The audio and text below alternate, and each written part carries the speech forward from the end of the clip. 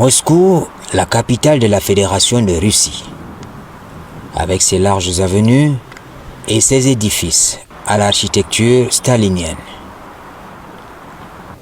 La ville conserve à ce jour des traits du plan général de 1935. Dans cette constellation de chefs-d'œuvre autour du Kremlin, le bâtiment le plus emblématique du pays, se trouvent les services de l'ambassade du Cameroun avec comme indice le drapeau flottant. Le service d'accueil des usagers est assez organisé. Bon, en gros, c'est des questions administratives dans notre contexte diplomatique, on va dire consulaire. Donc, tout ce qui se fait au pays, ceux qui veulent avoir des actes de naissance, ils viennent, ils sont accueillis. Ceux qui veulent faire la transcription, donc des actes de naissance qui ont été faits en russe, mais qui ont besoin de la version camerounaise, nous les accueillons aussi. Ceux qui veulent faire des procurations pour qu'on aille récupérer leurs divers documents au Cameroun, notamment des diplômes, mais nous accueillons tous les dossiers. Déjà, et puis c'est centralisé. Il y en a qui vont directement vers la hiérarchie, vers l'ambassadeur pour qu'il recorde. Et puis il y a ceux qui sont les plus simples, qui sont usuels, banals, donc je les traite directement ici. Pour les actes de naissance aussi, transcription, nous leur disons il y a le délai de 3 mois, de 6 mois pour tel ou tel cas. Il faut y veiller. Avec le temps, ils s'habituent. Nous faisons vraiment tout. Fait tous les efforts pour que l'ambiance soit de bonne qualité. Vous savez que la diaspora, c'est une question sensible. Donc, nous faisons vraiment le maximum pour que tout usager se sente à l'aise, au maximum à l'aise. Pour le suivi de la coopération économique, l'ambassade du Cameroun, les hommes d'affaires travaillent à faire circuler la bonne information. Déjà, pour ce qui concerne les hommes d'affaires camerounais, l'ambassade travaille dans le sens à faciliter la recherche des débouchés pour les entreprises nationales. Ensuite, œuvre à attirer les investissements étrangers au niveau de notre pays. L'ambassade fait de son mieux pour chercher à infléchir les règles internationales pour que les intérêts de notre pays soient préservés. Pour ce qui concerne la juridiction, l'ambassade, en liaison avec le ministère des Affaires étrangères russe, les départements techniques ainsi que les chambres de commerce, que ce soit la chambre de commerce fédérale et les chambres de commerce régionales, collaborent de telle manière à saisir toutes les opportunités qui sont offertes afin de diffuser des informations économiques, commerciales et financières concernant le Cameroun.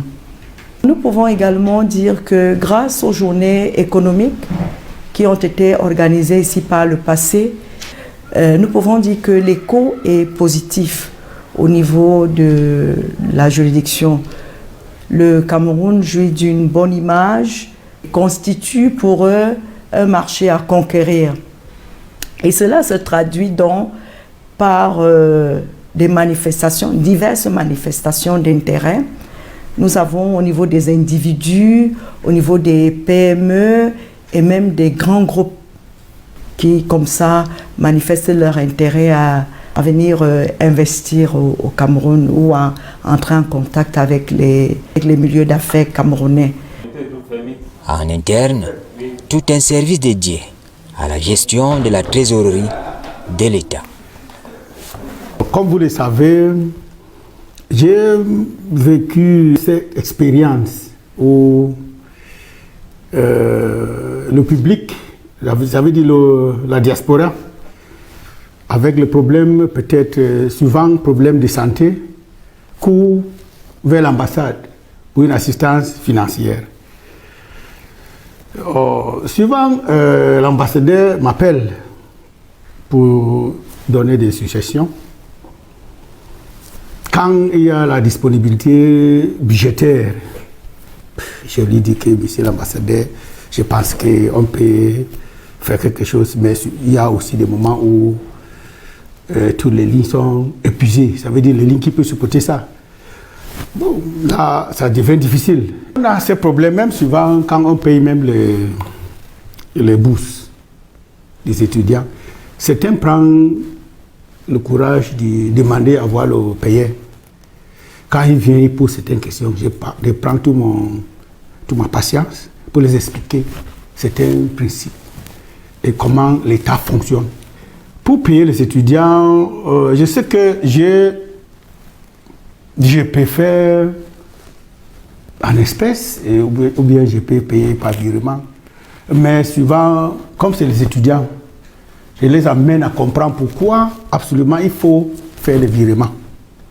Donc la plupart ont fait des virements. La traçabilité. Ce n'est pas seulement pour la traçabilité, c'est pour la sécurité. Parce que pour faire 5 heures de voyage, pour venir chercher l'argent et vous faire 5 heures de retour. Je sais que souvent ils veulent éviter les frais bancaires. Mais je les explique souvent que le risque est plus que les frais. Oui. Donc, mais pour ceux qui sont à Moscou, s'ils veulent, ils viennent ici, on les paye en espèces. Mais pour ceux qui sont hors de Moscou, je n'encourage pas. À Moscou, la délivrance des titres d'identification des Camerounais obéit à des règles précises, tenant compte de l'étendue de la juridiction. Non seulement la Russie elle-même, c'est un très grand pays, mais en même temps aussi, l'ambassade à Moscou s'occupe de beaucoup de pays qui sont tout autour de la Russie. C'est-à-dire que d'abord les pays de l'ex-URSS, mais en même temps, malgré le découpage diplomatique fait par le ministère des Relations extérieures, vous allez voir que par exemple, nous nous occupons des gens qui sont en Roumanie, alors que la Roumanie ne dépend pas de la Russie. Et généralement, nos compatriotes, ils ont souvent cette habitude-là que c'est à la dernière minute qu'ils se rendent compte que leur passeport arrive à expiration. Pour faire un passeport, on a besoin, parce que c'est un passeport biométrique, comme vous le savez, on a besoin de prendre des empreintes. Donc on a besoin de la présence physique. Alors, quelqu'un qui se retrouve, qui est à Kiev, il veut un passeport, et nous sommes à Moscou, ça pose vraiment beaucoup de problèmes. Et il faut déjà dire que le temps normal pour l'établissement d'un passeport, c'est-à-dire à partir du moment où nous prélevons des empreintes ou bien on constitue le dossier, on doit l'envoyer au Cameroun, le dossier physique. Ça prenait minimum 1 mois et demi. Mais nous tous, nous avons suivi le délégué général de la Sûreté nationale qui, comprenant bien que les Camerounais rencontrent beaucoup de difficultés par rapport à ce sujet, il essaye aussi d'améliorer le traitement. Il faut le dire, en Russie, l'ambassade du Cameroun vit à sa manière le phénomène d'immigration clandestine. Il faut bien faire la différence entre les transitaires et les Camerounais étudiants. Et dans les transitaires, nous avons aussi ce qu'on va appeler les fémans, comme ça là.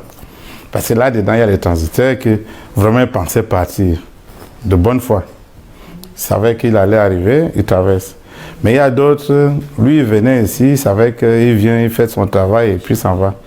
Or, la réglementation en matière d'immigration en Russie est très compliquée. Le visa seul ne vous permet pas vraiment de vivre en Russie aisément. Lorsque vous arrivez en Russie avec votre visa, il faut encore vous enregistrer. C'est-à-dire que le visa seul ne suffit pas. Il faut en plus vous faire enregistrer. Et vous faire enregistrer, c'est-à-dire qu'on fixe l'adresse, votre adresse. Bon, et ces gens-là, effectivement, lorsqu'ils ont des difficultés, ça fait partie de nos compétences et que c'est nous qui devons entrer en contact avec les autorités parce que généralement on les arrête. La Russie met les moyens en jeu pour la formation de son élite et même des étrangers. Pour étudier en Russie, nos étudiants qui sont au Cameroun s'informent à travers le cyberespace et pour avoir des informations beaucoup plus officielles, soit on se rend à l'ambassade de Russie à Yaoundé, soit on saisit notre ambassade par mail pour avoir assez d'informations par rapport à une université sollicitée. Bien évidemment, comme partout ailleurs, nous avons des étudiants qui viennent en Russie pour des mobiles d'ordre éducatif. Et il y en a également qui y viennent pour de l'aventure. Un domaine qui n'est pas à négliger, la promotion des échanges culturels entre la Russie et le Cameroun. La question culturelle est transversale puisqu'elle est adossée sur la diaspora camerounaise. Et comme vous pouvez le constater, les services culturels au Cameroun constituent des services extérieurs du ministère de l'Enseignement supérieur. Nous essayons donc, à travers certains référents institutionnels, puisqu'il est dit qu'il devrait y avoir des textes particuliers qui régissent les services culturels. Nonobstant l'inexistence de ces textes, nous essayons de fonctionner sur la base d'un certain nombre de référents institutionnels que sont la loi d'orientation de 2001 de l'enseignement supérieur, le DCE qui est devenu la SND 30. Il y a également le budget programme à travers le programme 243, le développement de la recherche et de l'innovation universitaire du ministère de l'Enseignement supérieur.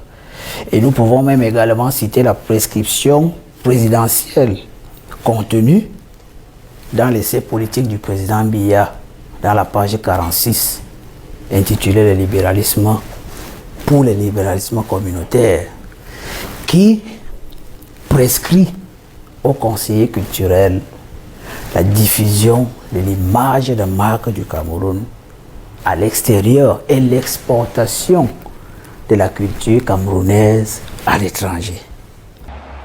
La mission diplomatique du Cameroun à Moscou joue son rôle de représentation en essayant d'offrir la meilleure image possible du Cameroun en public et en privé.